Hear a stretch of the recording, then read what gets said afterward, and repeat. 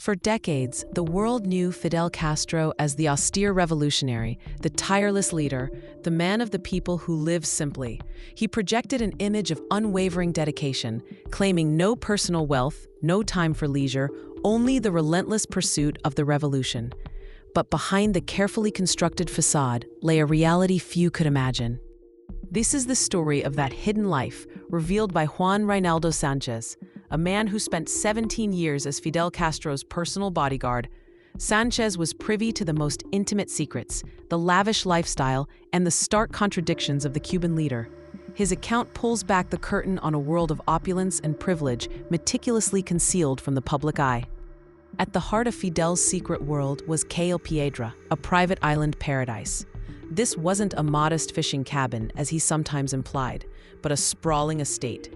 It was a place of pristine beauty, accessible only by a select few, guarded with an intensity usually reserved for state secrets. Access to Cayo Piedra began with the Aquarama II, Fidel's 90-foot luxury yacht. This vessel, a gift from Leonid Brezhnev, was no ordinary boat. Equipped with Soviet patrol boat engines, it could reach an astonishing 42 knots, making it virtually untouchable. Every journey to Cayo Piedra was a meticulously orchestrated operation. The Aquarama II was flanked by two powerful motorboats, the Pionera 1 and 2, one fully medicalized. 10 elite bodyguards, including Sanchez, were always on board, armed with heavy machine guns and Kalashnikovs. Beyond the immediate escort, a Coast Guard patrol boat maintained radar surveillance. Cuban Air Force jets stood ready, a MiG-29 pilot on high alert, capable of reaching the yacht at supersonic speed within minutes. This was the level of security for a man who claimed to live simply. Inside the Aquarama II, Fidel relaxed in his private black leather armchair. He sipped Chivas Regal on the rocks, poring over intelligence reports and international press summaries. His constant companions were Dalia Soto del Valle, his secret wife, and Dr. Eugenio Selman, his personal physician. Occasionally, a foreign dignitary or a chosen Cuban minister would join him. From the upper deck, Fidel would dramatically recount the Bay of Pigs invasion, pointing to the very spots where history unfolded. He was a master storyteller, captivating his audience with a version of events that solidified his heroic narrative. Fidel discovered Cayo Piedra in 1961, shortly after the Bay of Pigs. A local fisherman, Old Man Finale, introduced him to the secluded gem. Fidel was instantly captivated, ordering the lighthouse keeper to leave and transforming the untouched island into his personal retreat. Cayo Piedra, actually two islands separated by a hurricane, was reconnected by a 215-meter bridge. The main island housed Fidel and Dalia's single-story home, built on the site of the old lighthouse. It was functional, not ostentatious, but far from a humble cabin. The house featured a large children's bedroom, a kitchen, and a living dining room opening onto a sea-facing terrace. Nearby were separate quarters for the bodyguards, and a garrison building for cooks, mechanics, and a permanent detachment of armed soldiers. A fuel depot, fresh water reserve, and power plant completed the infrastructure. On the western side, a 60-meter pier accommodated the Aquarama II and its escorts. A kilometer-long channel had to be dredged to allow the deep draft vessels access. Attached to the pier was a floating restaurant with a bar and grill where the family often dined.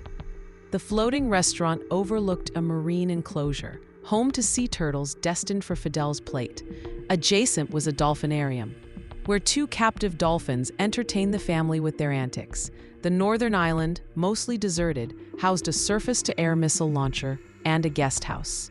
Fidel Castro consistently denied owning any property beyond a modest fishing shack. Yet, Cayo Piedra was just one of over 20 properties reserved for his exclusive use. These included Punto Cero, his immense Havana estate, and La Deseada, a hunting chalet in Pinar del Rio.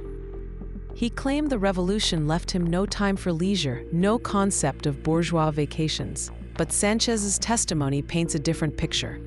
From June to September, Fidel and Dalia spent every weekend at Cayo Piedra. In August, they stayed for the entire month.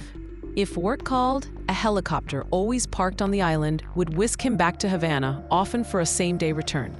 This was not the life of a man without respite, but of a monarch with every convenience at his disposal. The existence of Cayo Piedra was one of the revolution's best-kept secrets. No photographs were allowed, no public mention ever made. Only satellite images hint at its existence.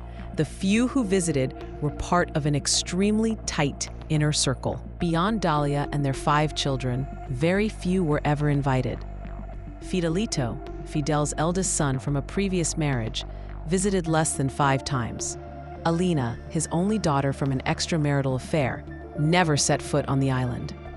Notable foreign visitors included Colombian President Alfonso López Michelsen, CNN owner Ted Turner, and ABC's Barbara Walters. Perhaps the most bizarre visit was by East German leader Erich Honecker in 1980. Fidel had previously gifted East Germany a nearby uninhabited island, renaming it Ernst Thälmann Island. During Honecker's visit, the 2 leaders disembarked from the Aquarama II onto the desolate island to inaugurate a 2-meter bust of the forgotten German communist. It was a surreal scene, witnessed only by iguanas and pelicans. The bust, ironically, was later toppled by a hurricane. The only consistent non-family visitors to Cayo Piedra were Gabriel Garcia Marquez, the Nobel laureate, and Antonio Núñez Jiménez, a historical figure of the Cuban Revolution. They were the true friends, the trusted few allowed into Fidel's hidden world. A life of Fidel Castro, as revealed by his former bodyguard, was a carefully constructed illusion. The revolutionary who preached austerity lived a life of secluded luxury, a stark contrast to the image he projected to his people and the world. His private paradise, Cayo Piedra, stands as a testament to the hidden truths behind the legend. Thank you for watching this video. If reading isn't your thing, or if you just want to dive deeper into the full story, you're invited to listen to the complete audiobook. Just follow the link at the bottom of the video description. And don't forget to subscribe to our channel, Did You Know?, for more eye-opening stories. See you next time.